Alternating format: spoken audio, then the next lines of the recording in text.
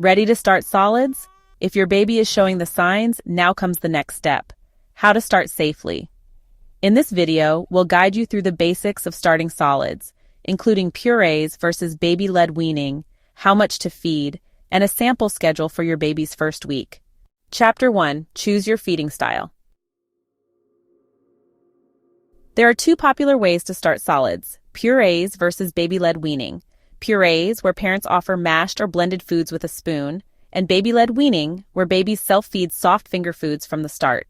Chapter 2. Choosing a method. One of the first decisions you'll make when introducing solids is how you want to feed your baby. There are two main methods, and both are safe, effective when done correctly. Puree feeding is the traditional method. You start with very smooth foods like mashed bananas, rice cereal, or blended vegetables. They are offered on a spoon, and the caregiver controls the pace and portions. This approach is great for parents who want to introduce food gradually, especially if they're nervous about chalking or just want a bit more control over meals. On the other hand, baby-led weaning or BLW encourages babies to feed themselves right on the start, using soft, graspable finger foods like steamed carrot sticks, avocado slices, or soft-cooked sweet potato wedges. This method supports independence, helps develop hand-eye coordination, exposes babies to real textures and shapes early on. It's also a great way for babies to join in on family meals. You can choose either, or blend both. Many families use a blended approach. What matters most is that your baby is developmentally ready, sitting upright, and always supervised. Chapter 3. Feeding amounts. Start small. In the beginning, solids are about exploration, not nutrition.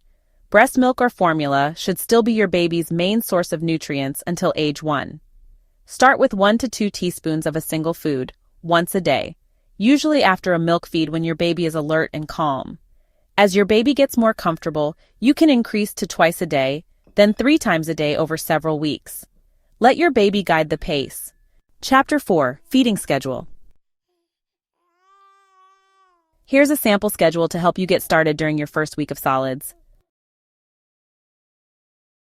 Day 1 to 2, offer iron-rich baby cereal or mashed avocado, 1 teaspoon once a day. Day 3 to 4, try sweet potato or banana puree. Increase to 2 teaspoons if baby is interested. Alright, so here we are on days 5 and 6.